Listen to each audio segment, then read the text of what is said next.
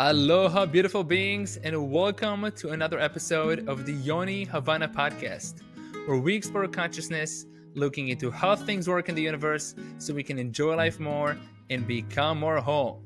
My guest today is founder and CEO of Leela Quantum Tech and Quantum Upgrade, coach, conscious entrepreneur, and energy healer, Philipp Samor von Holtzendorff-Fehling. In this episode, Philipp shares why Bufo is called the God molecule, why it's impossible for darkness to fight light, what energy work is way more powerful than Reiki, what level of consciousness he is vibrating on, and much more. This episode is dedicated to the Leela Quantum and Quantum Upgrade communities, although anyone who is not familiar with these technologies will also find it inspiring. If you find value in this conversation, please share with someone you love. So enjoy this mystical and enlightening conversation with Philipp Samor von Holtzendorff-Fehling. Aho. Philipp, thank you for coming on to the show. Welcome. Thanks for having me on. It's a great honor and a pleasure. I've been a power user, I like to say, of Leela and the Quantum Upgrade service for a long time. Actually, my son, who was born in August, was on it since he was 7 days old or something. My whole family have memberships on memberships, and this is the one technology that I can't stop talking about for probably about a year now. As someone who was kind of a geek into computers, once I did some spiritual work, this has kind of merged things for me. Looking into the block, especially as kind of a burner, like a CD burner, but for frequencies and so many other use cases. And you've been on a bunch of podcasts, and I've listened to a good amount of them. And in this podcast, I'd like to go a little bit deeper and make this one for the true fans, the big fans, the ones that are in the Telegram group, and the ones that have been going deep with the technology. And to also, so they can know you better. There are some things that I've read that you've been talking about, and I'd like to dive into those. So with that, let's kick it off. Sounds great to me. To set the ground for people who have not heard about Leela Quantum and Quantum Upgrade, I'd love for you to give a brief description about what is the technology, what's quantum energy, and a bit about the frequencies. Mm-hmm. Quantum energy is the energy behind the matter. We're working actually with the real quantum energy, with pure natural quantum energy, and not with some theoretical concept like what you would find usually in quantum mechanics. And it's, experiential. So you can experiment, you can see results, you can test before and after. It's the same energy that we have in each of our cells, for example. And there's quantum energy in everything, pretty much. But the key is really the breakthrough with our technology is that we were able to harness and concentrate this pure quantum energy in a way never done before, so that you don't just have little available, but you have a massive concentration of it. And that is really the breakthrough, because it's sort of like, what you find in the blocks, which is, the extension of our technology. You find a multidimensional quantum energy space even. And that is very different from just a regular quantum field. It has certain benefits, because if something gets in contact with that highly concentrated field or space, then it can promote very positive changes. And it doesn't really matter if it's water that gets optimized, blood, if it gets in contact and gets a positive implication from that, or other objects, groceries, or other physiological organisms. So that's pretty much it. So with our technology, you can imprint pure quantum energy into any object, you can copy frequencies, and you can just leverage the field as is. And then we have a bunch of products that we've created over time, aside from just the blocks, just something where we combine it with specific frequencies that we develop, or some folks develop that we work with. So that's goes both ways. And yeah, that's in a nutshell what we do. So is quantum energy like life force energy, life building energy? How come that it makes, let's say, everything healthier or better and more harmony and more coherence? What's happening there? Yeah, so and that's not really what we've done. We've just harnessed it and concentrated it, and we know how to work with it. But the quantum field itself, it's its nature to, if there's a highly concentrated field like that, it brings everything into its optimal form, if you will, or balance. And it basically neutralizes and harmonizes what is destructive or harmful to life and consciousness, and it supports life and consciousness. So that's just the nature of the field. It's really nothing that we did to it. And with that also, it can't really be manipulated, because you couldn't use nefarious frequencies, for example, and then try to use our technology to transmit it to some other place, or so it wouldn't work. How is that so? Are nefarious activities, let's say, of a lower vibration? How come? Well, it's the key is to understand what is destructive or harmful to life and consciousness and what is not. It's not really negative and positive, it's really destructive or harmful. And whatever is destructive or harmful gets neutralized or harmonized. It's just that works like that. And if there's something that is detrimental to life or consciousness, in a sense, like, I don't know, a herbicide frequency, for example, wouldn't be beneficial if you were to ingest that, right? So if you then charge it, then the herbicide frequency would get harmonized by the block. That's just the way it works. And you can also think of it that such frequencies are actually being transformed into life force energy, into positive energy. That's what you can think of as well. Is this something you measured with the network of healers when you see those kind of changes? Let's say there's a herbicide or glyphosate in food, and the before and after. Is this in a microscope or another form of testing? Both. So we always start with the testing when that several of our healers look into this, and then we evaluate everything and see what happens. And then it goes into the scientific testing. So with the herbicides and pesticides and so on, that was already studied, I think, over 2 years ago by the Besa Institute. That did a whole range of tests in that regard. And nowadays we find that actually in new research also, because in a different way though, because we try to look at the apple or the elephant, however you want to look at it, from different perspectives, right? So we use lots of different testing methods, because if we just used one, we feel it wouldn't be complete. We want to know as much as we can about what it does. So it's been found that if you charge water with the blocks, that it gets optimized very, very quickly in a very beautiful way, actually. Now, then it's been found that if people that are allergic or sensitive to certain foods, if they charge the foods for like 4 minutes in an infinity block, as an example, or travel block, then they can consume the substance. Now, even further, there's a clinic in Munich that can actually measure this, allergy response, and all they've tested so far is like a 65 to 95 or even 100% reduction in allergy response or stress response of the body. So there's something happening if you charge substances, and whatever seems to be detrimental is being harmonized. And, shout out though, don't try, the allergy thing at home yet, because we don't want to make the claim yet. We don't have enough data, but we will at some point. It's beautiful. And I'm going to say now to the audience, if you want to find more about what's Leela Quantum, about the studies, you can go and check out Philipp on Dave Asprey, Luke's story, and a bunch of other podcasts and dive deep there. So this show, as I was saying, is dedicated more to the people that have been following Leela Quantum for a long time.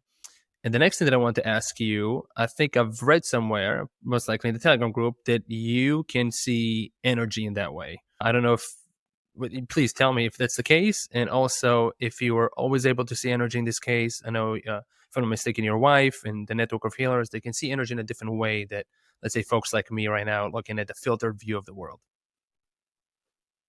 Yes, and I very much understand how that is because I didn't see energy or perceive energy in my early life really.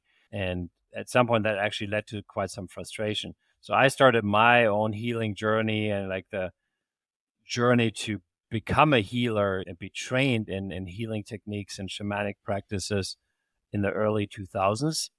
That's when I kind of started that. And I would say the first 10, 15 years, I had big trouble like perceiving energy really. I knew things like pretty early on. I realized that sometimes I just knew things, but I also wanted to see energy the way that others saw it, like my wife and others. And yeah, it wasn't really possible until I gave that up Mm. and said, okay, it's just, I have to find my own way of perceiving. And that was for me, it was the knowing. So it was my intuition basically, right? So, which I always thought I have to see it in a certain way, but no, it's like everyone has their own. Some people hear it, some people know it, some people see it. And it's very important to not have a concept. And I think for me, it was important to give up that concept. Now, at some point, actually, it was just this click because then suddenly I could, if I worked with someone, I could literally see everything I needed to see. Like, where's the blockage? Where's an energetic issue that is a root cause that needs to be solved? How I can solve it? It wasn't just a knowing, it was actually really a seeing. It was not like the seeing in terms of the eyes, the physical seeing is still a little bit different, but I just tune in, look, and I can basically locate a blockage. Can locate issues. I can transform an energetic blockage, an issue like that, and that became very easy for me actually. So, and it's just a toolkit that's available now to me, and yeah. So it was a process though. How long ago did you develop the skill, or did it click in that way? Yeah, that it fully clicked, I would say, was in 2018. Okay, so That's when and before that, it was already way easier for me, and I could see, several things very, very well, and I didn't have issues in works when I worked with someone. But in 2018, there was just like this final click. when you're talking about working with someone, were you doing Reiki on people? What are you talking about? No, I mean Reiki is on a scale from 0 to 10, where 10 is like the most powerful way to do energy work. Reiki is like on a 0.5, Mm-hmm. which is great, because it does things, right? You could also even measure the impact, and you can also feel the impact. Reiki is great. It's great entry level energy healing technique. But no, like I go way further. It's shamanic practices, and it's working with consciousness actually. So it's hard to describe, but it's way more powerful. I also don't need to touch someone. Like I can literally be a few thousand miles away and do something, and you'll notice the difference. It goes Yeah. way deeper than a Reiki session. Okay. I want to touch on a few things. So even a master Reiki, and I don't even know how many levels there are to Reiki, but I've heard master, I don't know, 20 something. Even the master Reiki would be on that let's say scale at the 0.5 on the levels of healing that can be done. No, they're maybe on a 2 or 3. Okay. I just want to set Yeah. some ground there. Yeah. Now, And don't get me wrong, because if someone is a very advanced Reiki master and they have done a lot of other things as well, they may as well be on a different level. But if they're just a Reiki, and there may be exceptions also, right? Because maybe there's a Reiki master that has developed their own skills. But in general, I've met many, many different Reiki masters, and usually once they were done with that, they went into the schools that I went in to kind of like get to the next level. And they would all tell you the same thing. that's great. I've worked with a good amount of, you can say, healers and all kinds of practitioners, and they usually, yeah, they would leave something. The chiropractor that I work with, he's doing something called Neuralink to be differentiated from Neuralink. Pretty much, he's it's a lot of muscle testing. He's asking the body questions, and then he's turning on the breakers, I like to say, in my body, taps the top of my head, and then as I get off his bed, I feel like I'm walking on a boat for a few minutes. I'm recalibrating, and magic is happening. And I have a rib injury that has been going on for over 3 years, which I'm very grateful for. It's been quite the challenge and the journey, but yeah, that's how I've been led to those. Can you share of the schools, as you're saying? Let's say that some of the Reiki, other practitioners and such, and you have been studying from. Yeah, so it's a little bit different because Reiki is such it's a word that people have heard of. It's like a line of healing, if you will, Mm-hmm. right? And there isn't really anything comparable then that you can go to and say, okay, well, go to this line, go to that line, like Tai Chi, Kung Fu, yoga, whatever. Those are all different types of practices. So I think rather go to different teachers, find teachers that can do certain things extremely well or are absolutely extraordinary in what they do, and then learn from them. That's what I would recommend. So, honestly, nowadays, I would recommend my wife, for example. She's probably one of the best teachers in the world for a certain aspect of that. Like, if you want to be able to see and perceive the root causes of issues in people, in yourself, and all of that, really become free on an inner level and learn how you can actually coach and consult people by really help pretty much doing what she can do. And she's probably one of the top 5 in the world in seeing the root causes and how you can transform things and why you have certain issues and how you can transform them, basically. It's fascinating. Like, and I don't know anyone that is better than she is in that field. Then there's a Roman Hafner, for example, who's the best, probably one of really the best in the world, the best that I know in his field. His specialty is really to see, even on a physical level, of frequencies in a very, very granular fashion, and also physical issues. And he can put in quick fixes, for example, for such issues, and accelerate healing processes and things like that. Now, he isn't really the one, if you really want to go to the root cause and knock off that root cause, I would go to my wife. If I need a quick fix for something or a specific frequency or something like that, he's the best to go to. And then at some point, it depends on, what is like what are you drawn to? Like, what do you want to do? What do you want to develop in yourself? And maybe you also need to speak with different ones, right? And just go from there.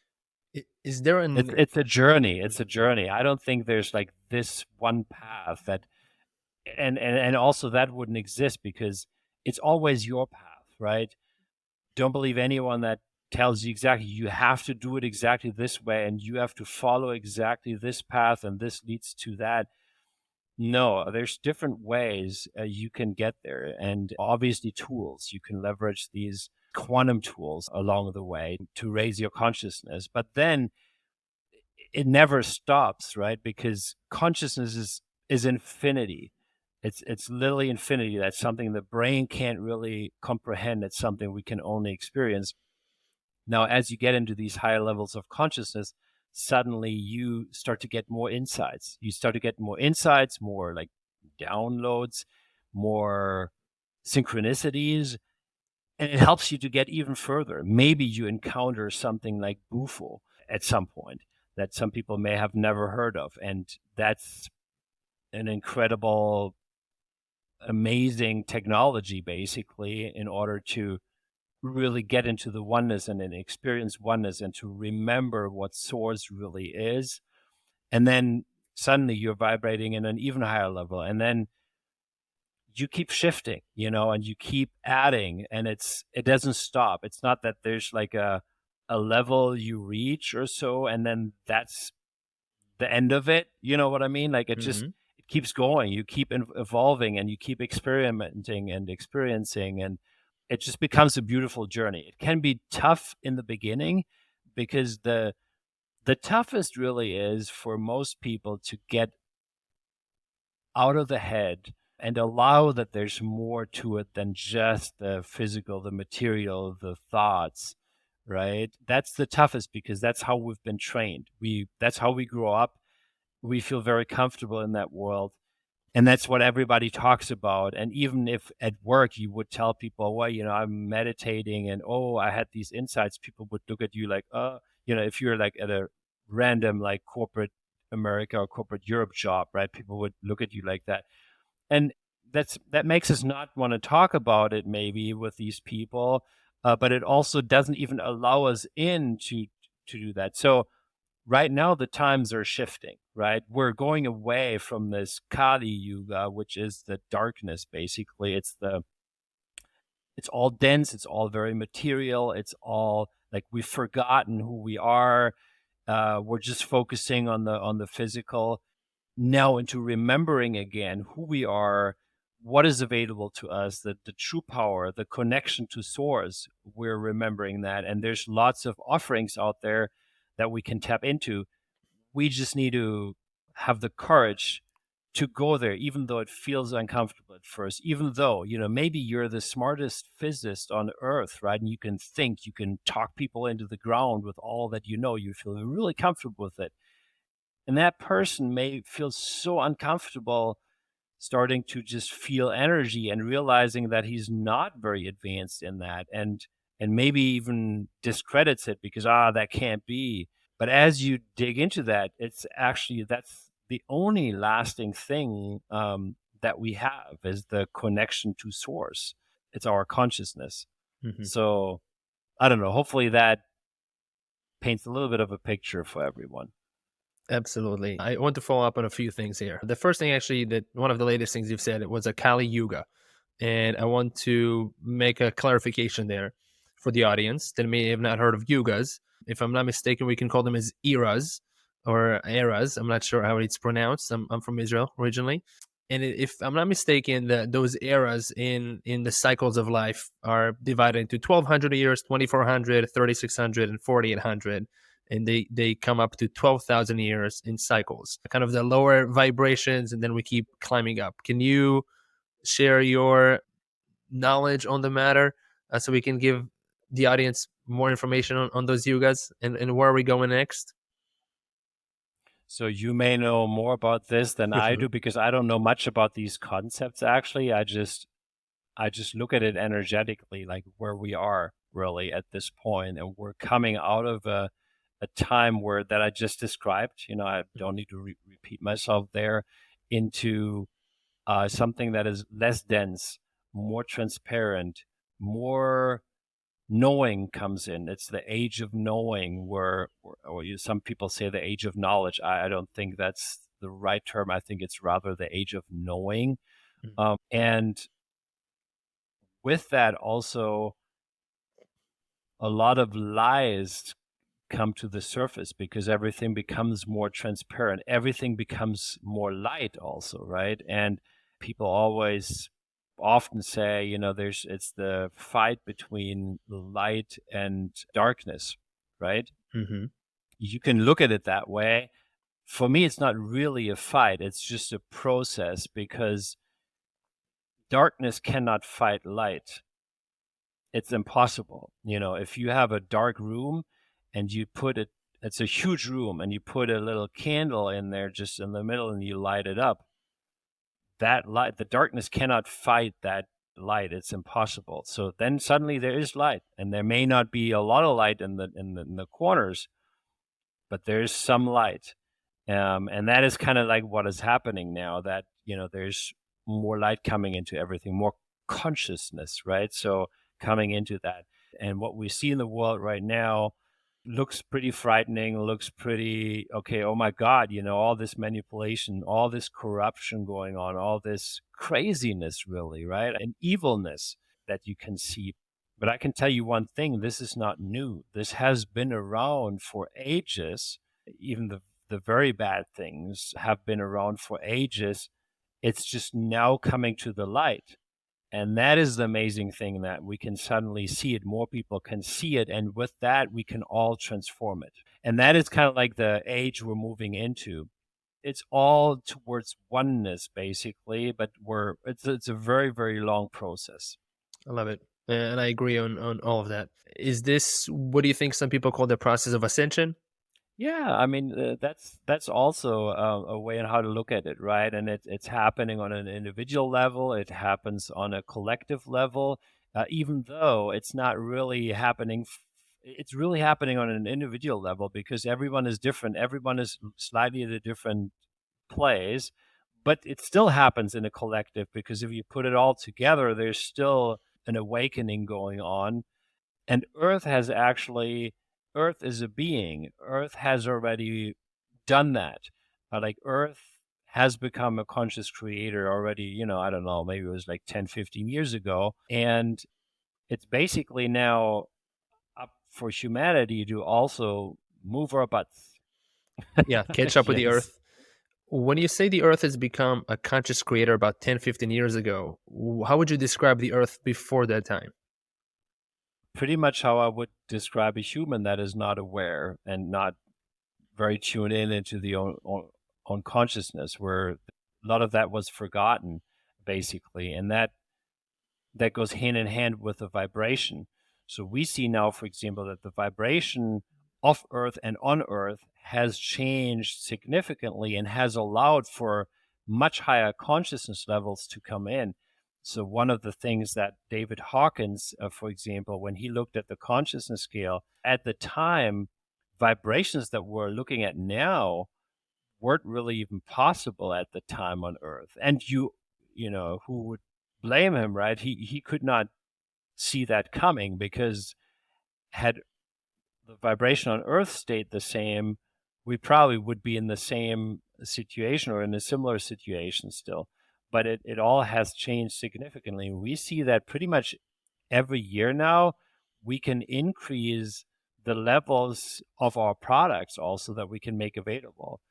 Like, we offer a booster of 1,400 on the Hawkins scale in the quantum upgrade, for example. Frankly, not for everyone in the beginning. You have to have been a subscriber for quite some time so that we know, okay, that person can really deal with such high levels. But that's a very high level. And I think a year and a half ago, that would have been impossible to offer. On that note, actually, my booster of 1400 is happening right now. I changed it last night, so it will happen exactly this time. So a little bit into our podcast, I'm feeling the tingling sensation there of the energy. I want to talk on a few things there. So let's talk about the Hawkings level for a second. So David Hawkins, can't remember how many years ago, but the level would go up to 1,000, from 700. Let's say the kindergarten of enlightenment up to 1,000. Now, some of your products, if I'm not mistaken, are up to over 2,000. And to make the note that I think most of the Telegram group people, the fans know, we're not talking about a 2 times increase in energy. We're talking about multiples and multiples of consciousness. How far have we gone? Have we gone to 2,200 as of the Earth and around it? Is there more? What's available right now? No, I mean, so if you measure locations, for example, you would not find 2,200 or so at all, frankly. It's more that, with Earth having changed so much, it's that these levels are now possible. So they're in the realm of possibilities, if that makes sense. But most locations still nowadays on Earth, if you measure them, most are still probably below the 500, way below actually in some places. And also, if you measure people, right, the vast majority of the people is rather still hanging in the low consciousness levels. But there's a huge shift happening, right? Because a lot of people are really like increasing their consciousness level and starting to wake up. And so are spaces and places. Just if you think about it, just having a few blocks in your neighborhood, for example, a few Leela blocks in your neighborhood, raises the consciousness of that whole neighborhood in a vast way. And then everyone that lives there, I mean, it's just constantly in that field and upgrades themselves. And those are all ripple effects and they're happening across the world. And it's certainly not just like Leela blocks, right? But I mean, that is a massive contributor to the shift we see in consciousness. So it's definitely helping quite a bit with that. And yeah, that's how I would describe that. Yeah, I'm happy to bless my neighborhood. I have 2 infinity blocks. One here, actually, it's in my office. You can't see it behind my black screen, and one in my house, which is next door. We're happy to bless the neighborhood, which is helpful to all of us in that oneness, especially in our individual experience. And okay, so Hawkins measured, say, 700 to 1,000 is enlightenment. How would you describe 2,200? What are we talking about? This is enlightenment to the 100 power, to the 1,000 power? What is that level of consciousness? It's still enlightenment, so that, I don't have a better word for that. And I think there's not much more you can say by using words, right? It's still enlightenment. It's just a much finer and higher vibration than a 700, for example. It's even more intelligence. It's even more possibilities that are possible on that level. Can we talk about some of these possibilities? Are we talking about communion with the creator of this universe, communion of the creator of creators, of origin? What are we talking about? What's possible? Well, I mean, we are all part of Source, right? And so we're all part of the creator is not anything separate from us, and it's not like a different person or being or something like that. We're just all aspects of the very same. That doesn't mean that in this reality we are all the same, right? That's a very big difference. It's actually the absolute opposite. Like, you and I are not at all alike, and I'm not at all alike with my wife, and everyone is completely different and individual, and that it's actually one of those falsehoods that are used by the architects of this world, basically, to use these truths and pervert them into something that it is not. Like, okay, we're all the same, and now we need to treat everyone exactly the same. That's exactly not how it is, actually. But at core, we're all the same. But that doesn't mean that in this reality, we're all the same, if that makes sense. Mm-hmm. I think I may gotten off track, but it's just important. So maybe just repeat your question. But I think it's important for people to understand that at core, we're all the same. We are Source. We are always connected to the Source. We also cannot lose that, right? It is impossible. Like, all these efforts to disconnect us from Source is a catch-22 because everything is Source. Mm-hmm. So good luck for the people trying that. Absolutely. It's just another, I think, as you're talking about, it's another version, derivative of Source that may not be of a higher vibration that we have access to, and then kind of being stuck in a cycle that is subjectively not very pleasurable, especially the lower levels of consciousness under 200. I don't know. May sound cocky there. I don't even know if level 400 is that enjoyable. The level of reason. Let's. I was asking a question there on what's possible at 2200. I'm gonna put it aside for a second. Measuring No, level. I can get Okay. I Okay, can go get ahead. into that right away. Yeah, So let's. because, as you get into these higher levels, I mean, so what increases? It increases that miracles can happen quicker, whether that is on a physical level. You can have water structured much faster, for example.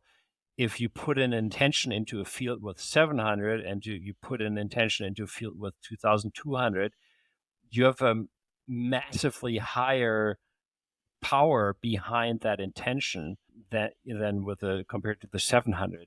If you charge an object in the 700 and in the 2200, that object you put in the 2200 will vibrate way higher and has a much finer and higher vibration.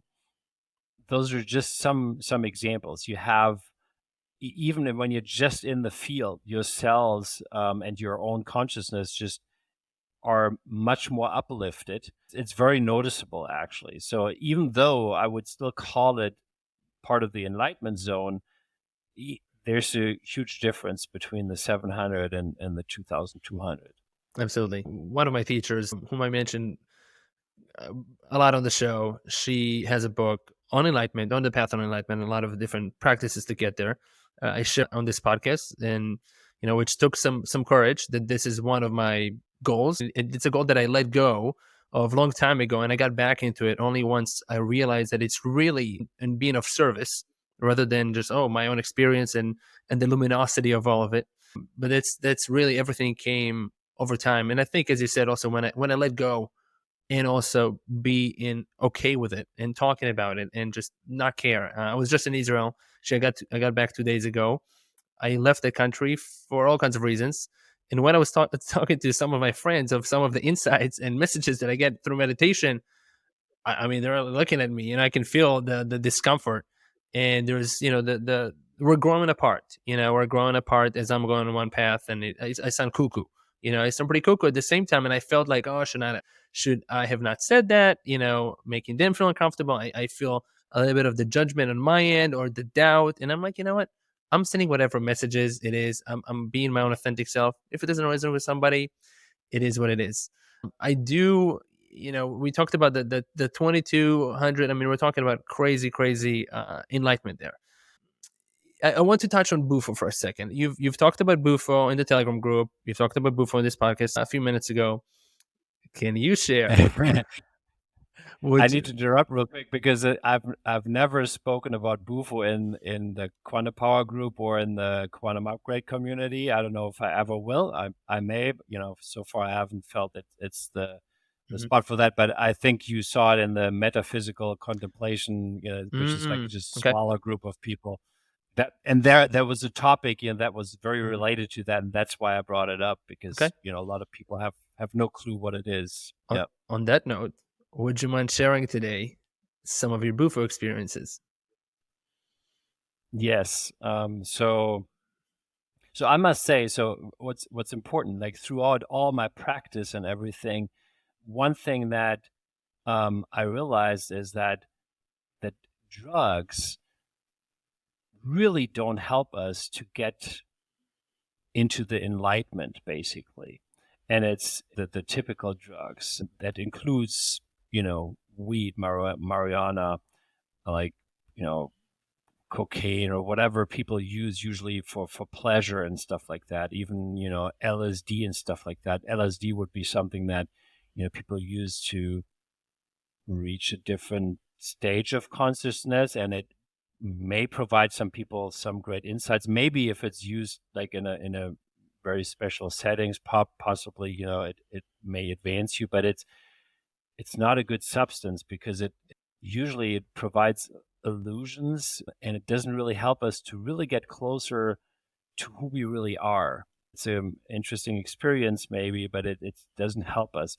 With weed, for example, also it rather is something that takes us off the path to ourselves. And it's often actually used by people so much that they need to get to a certain place because they're not really comfortable in here. And that also may be a part of the process, And I used to smoke a lot of weed, actually, long time ago. So it's not that I'm just talking about something that I don't have any personal experience with. A very, very long time ago. But I had used it at the time rather to run away, to basically run away from myself. When I realized this whole thing in the early 2000s, what was actually happening with me, then that's where it all shifted. And I started to do things more and more that helped me to really get into myself, to really face myself, to really become myself and then be myself. And so that's what, Bufo is different in that sense, right? Because so Bufo is basically 5-MeO-DMT. It's a neurotransmitter that we have in our body at all times. Like we basically kind of produce that. And with Bufo, so usually you would smoke it. It's not something you would ever do in a recreational fashion.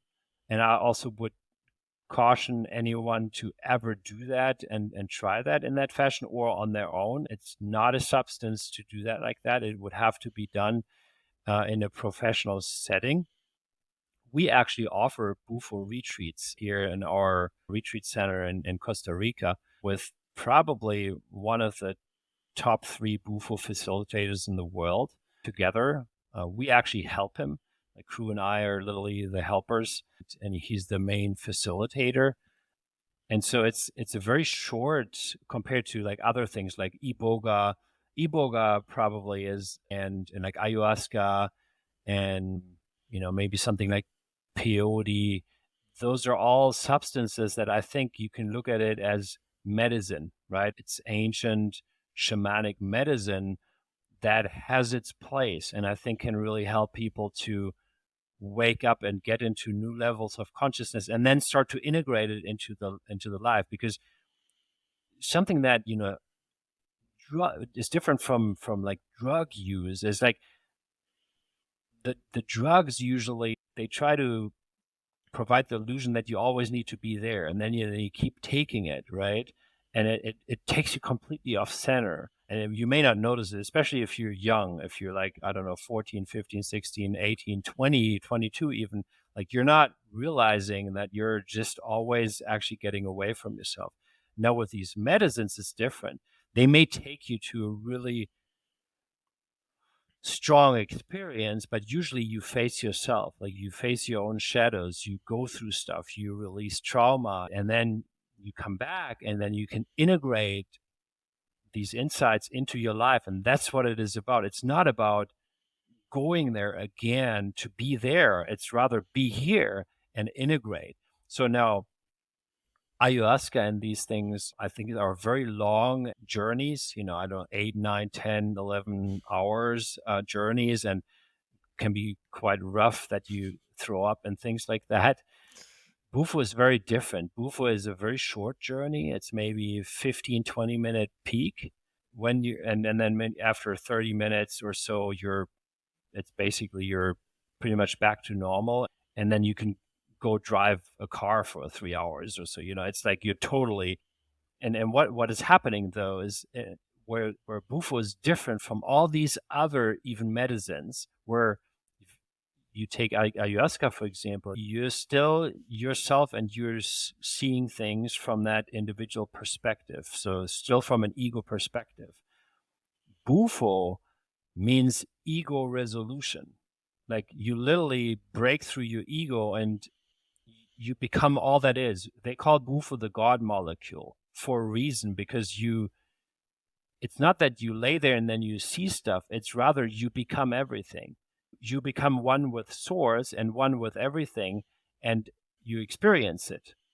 So it's basically you remember who you are suddenly, and then it's ingrained in you. And it's not that you want to be there all the time, because frankly, it's actually a very humbling experience. It's something, I don't think there's anyone that doesn't have respect in regards to the Bufo experience. It's a very, very powerful experience. You can't just go there and just do it and go home, go about your life. It's like it may shatter some of your thoughts and belief systems, but it really opens up in the world, because you suddenly, like, what we've forgotten, what we are and who we are, is like it comes back. And for some people, it can happen already in like 2 Bufo sessions. Some other people may need 4 or even 5 or 6. The way that we facilitate here is usually it's 2 days in a row, once on the first day, once on the second day. And that gets people extremely far. Some people then need to come back for another 2 session, and then they've had the full experience, literally the breakthrough experience. The breakthrough experience is that you become one with everything. And it's not an illusion, actually. Like you just feel it. You are able, it's a technology that gets you there. So that's how I would explain it. And then it's about like integrating that. And also you realize how grateful you can be actually to have this life and to have the opportunities you have in this life. You start to look at things from a different perspective. I think, though, that it's important for people to do some consciousness work and all of that before they ever get into like a Bufo ceremony. Just because, if you're just, I don't know, you've worked at McDonald's for the last 10 years, you've never heard anything about consciousness, you've never even meditated, and then you get into a Bufo journey, it's just, what are you going to do with that, right? With all that knowledge suddenly that's like sinking into your cells and your being. I mean, you have to like literally change all your life after that, because you can't live like that anymore. And so if you have done some of that work, it actually just becomes an accelerator, and it gives you more perspective. I think that's how I would describe it. Yeah. That's beautiful. And thank you for that. And thank you for the overarching description on, as you said, like drugs, medicines, and then the experience is, I like to call it, of being in communion with the oneness. Are there any, let's say, some specific experiences that you can recall and describe? I've had another teacher of mine on the podcast, and she described her Bufo experiences of, some of the experiences that she's had in kind of all that is, and also becoming the consciousness of some high level beings that have been on Earth perhaps in the past, or they're just multidimensional beings. Are there any experiences that you can recall and would like to share? With other beings? I mean, it just, however, it doesn't have to be with other beings, but as your part of your experience with Bufo, besides describing this as becoming all that is. Sometimes, as I understand, people have, for example, a teacher of mine was on the podcast, and she described she became Isis, the goddess Isis, and she had this experience on Bufo. She also shot herself out of this into the origins, into nothingness. Some of the experiences that were shared. I don't know if you, beyond kind of, as you're saying, the generalized description, as I like to say, of becoming everything. If you had some more of the specific things that you remember of getting into our consciousness, perhaps with some remembering. Yeah. Well, so the breakthrough experience with Bufo is really not that you become something, like to become even a goddess or whatever. That would be just a pre-stage where you start to like really realize you are everything. But the breakthrough is really you're not something. You're not something, and you don't even realize that you're something because you are everything. Mm-hmm. There's nothing you are not. And you'll realize what that actually is. What does it mean? What does it mean infinity? What is infinity? What is consciousness? What is actually source? What are we all made of? That's what you realize. And in the process of getting through to a breakthrough experience, and frankly, there's probably 95% of the Bufo practitioners do not facilitate the way that you actually get to these breakthrough experiences fast and that you release so much trauma because they're even either not experienced enough or they're scared or they don't work with the team and to actually do that. So the way we facilitate it is very different from most, and it takes you the furthest and the quickest.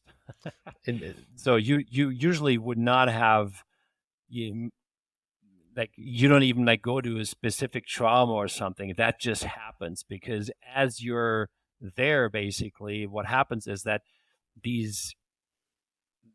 lot of traumas, a lot of like also ego parts that are stored within our physical body, actually they're being released because the medicine knows where to go and just starts to work on these things and releases those. So you may have energy going through and you move your arms like that, and suddenly an old blockage from here is just gone after that. That's how I would describe it. And yeah, so to me, there's not much interest in specific entities or beings and all of that, because I think if you can connect with source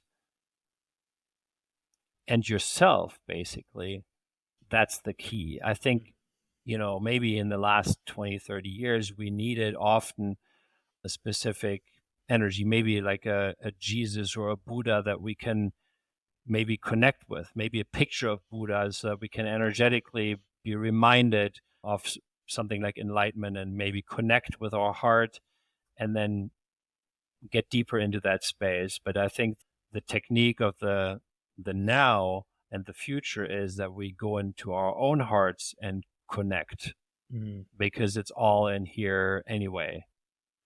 That's beautiful. And thank you for that clarification. And it sounds like to kind of go over it is there's a stepping stone sometimes to go to a higher level of consciousness before we are comfortable, let's say, or we have a desire to go for all that is. And that's what it sounds like. I mean, I'm very much nudged to go to Costa Rica. I'm going to ask for this information as we're going to close the show. Do you know and are comfortable sharing about what's the average level of consciousness you are working with as a being at the moment? The average level of consciousness? Yes, because I feel like I fluctuate, right? I mean, I fluctuate. I perhaps on a certain level, and then I get frustrated by a little something, and then I perhaps get back, and it's how quick can I get back to a level that I can harness? And yeah, I'd love to hear. Well, I don't measure that usually because I see no big point in that. But we had several sessions where we were working on stuff like that. Yeah, and it was actually much higher than I expected. So it was way above 1,000. But I'm sure that I have days where it's on a different level as well. Hmm. But yeah, it's pretty high. That's great. Are you able to measure But it's people's? very important. I want to say though, it's not about, this shouldn't be like a competition, or it shouldn't, even with ourselves, not be a competition, because we're always great where we are in that moment. And that's one of the most important things we need to understand. The world as a whole is exactly where it is at the given time. And if we have that desire to expand more and know more and have higher consciousness, then that is the right way to do it.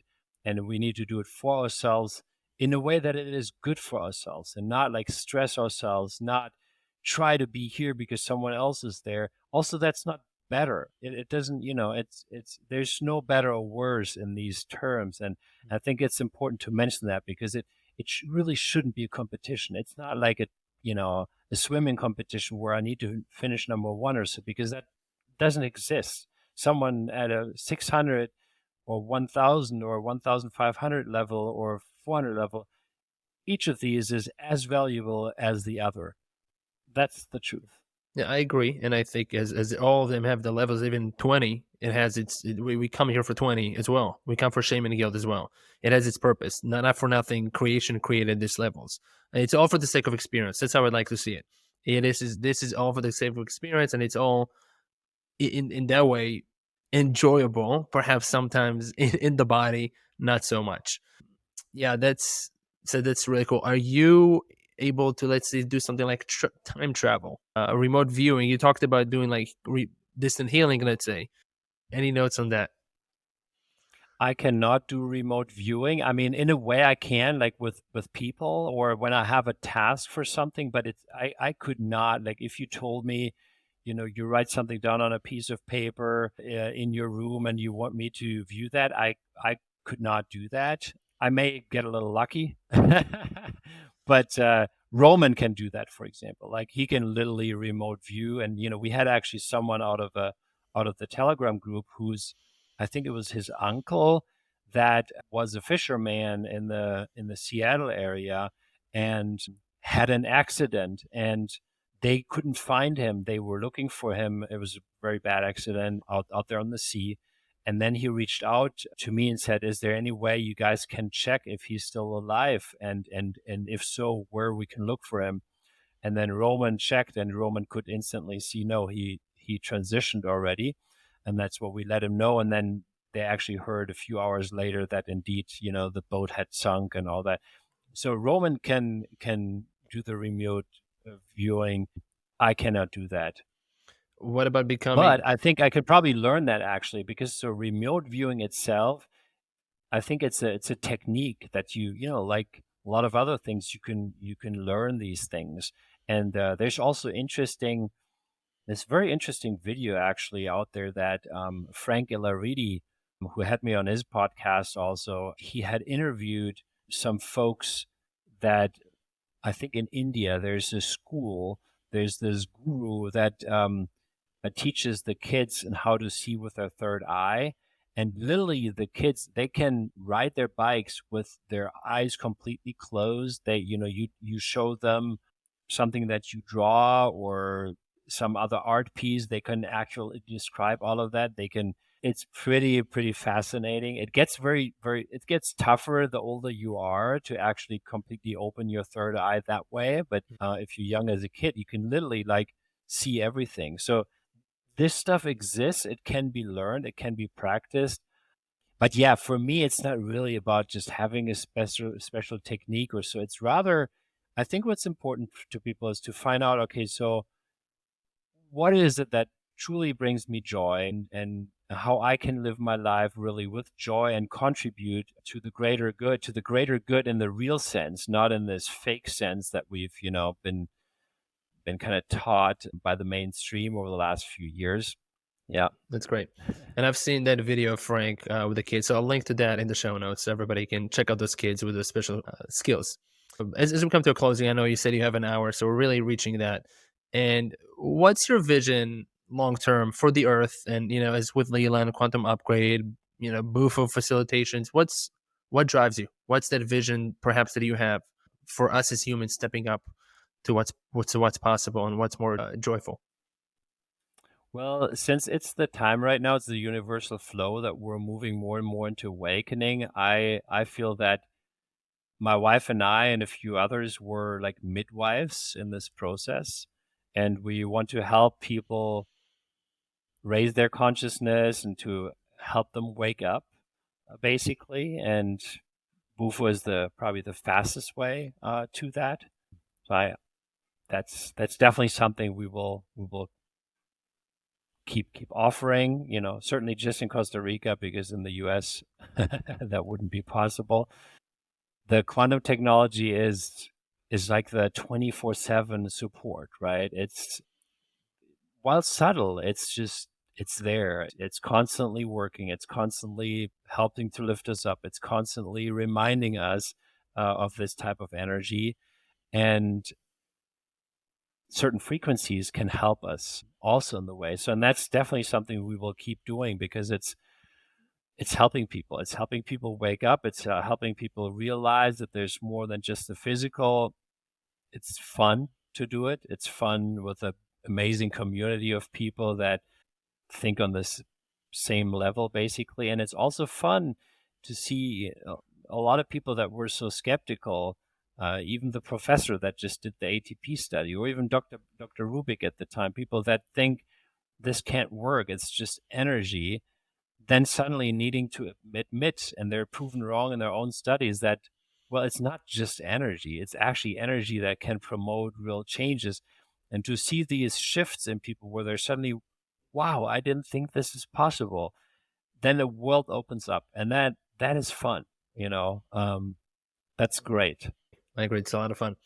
All right. So you said an hour, so we're gonna close it out. As we close it out, can you share, is there a website for the Bufo experiences to work with your wife on expansion? What are the resources beyond leelaq.com and quantumupgrade.io? Well, I mean, there's my wife's website. I think, I'm not sure if the Bufo experience is actually really listed there public, but there's other seminars that can be booked through that website directly. It's crewessence.com. That's crew, CRU, and then hyphen essence.com. So you can maybe also link to that. And if someone is interested in that specifically, just send me a note on Telegram. I know I'm, sometimes takes 8 to 10 days until I get back, but awakening doesn't need to happen tomorrow anyway. So hopefully you have a few more days to also wait for my answer. And I answer still all messages that I get, so I never leave anything unanswered. It's fantastic. So same for the Bufo. I mean, I'm interested, and I'm curious. What's the next step to take for me and anybody else who's listening to this podcast and they're ready to go to the best facilitation that you know of with Bufo? What's the next step? Well, I know firsthand that the best facilitation is really the one we offer. I'm talking about that one. It's luxury in a way. On one hand, it's pretty private. So while we could offer a private, even that would be probably too expensive for most, but it's not like you're not there with 30 people, so it's fairly intimate, which is also beautiful actually, because doing it in a group is actually a wonderful thing. It's actually, for what it does, it's very cheap and affordable. So because we don't want to make money on like a Bufo experience, like with the medicine, like, so what, there's certainly cost, because you would stay here, we have very nice rooms and nice area and all of that, or you book something on your own separately, you can do that too. Yeah, just reach out, just send me a message, and I'll talk to my wife because I'm not 100% certain if this specific seminar is bookable online because, we're not very public about this for good reasons. It's also not for everyone, but for, the right people that feel a resonance of, certainly. Fantastic. Yeah, and actually, I wear the shirt of my men's retreats that also include plant medicine. That's a lot of the stepping stones for people, perhaps before they're ready to do Bufo. A lot of times, even before they're open to Leela Quantum. So that's I talk about it quite a bit. And for anybody who's listening, I'm also mentioned that in the outro. That's Oh, MOI.community. okay. I didn't.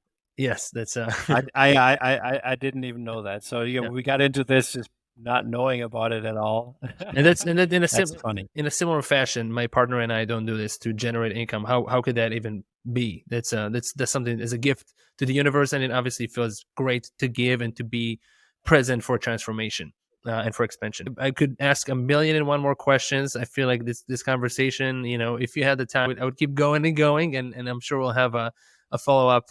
Thank you so much for your time. I know you gotta go. I'm sure the Telegram community and everybody else into Leela Quantum, or if it's the first time they're hearing about it, if they're here at the Yoni Havana podcast, they're gonna love it. So thank you so much, Philip. Much appreciated. See you. Thanks so much for having me on. This was a great talk. So this was very different from all the other podcasts I've done, and I really enjoyed it. I didn't think we would go that deep, but it felt good. It was the right moment for that. So yeah, let me know once you've got it all done, and we'll share it in the groups. Absolutely. Thank you, everybody, for listening. Take care. Aho. Well, lovely beings, I hope you enjoyed and were inspired by this conversation as much as I was. You can find the full show notes and all episodes on my website at yonihavana.com/podcast. If you are a man and you are called to do transformational work to become a better man, to find and grow the divinity within you, and you are longing a community of masculine men who share a passion for growth, please check out Men of Integrity by going to moi.community. Lastly, if you are enjoying the Yoni Havana podcast, I'd be so grateful if you take a moment to leave us a rating and a review on your podcast app of choice. The Yoni Havana podcast is a brand new show, and your support would help reach new people by rating higher on the algorithms. Also, your feedback would help me deliver the best experience to you as the show keeps evolving. Much love and a big aho. See you on the next one.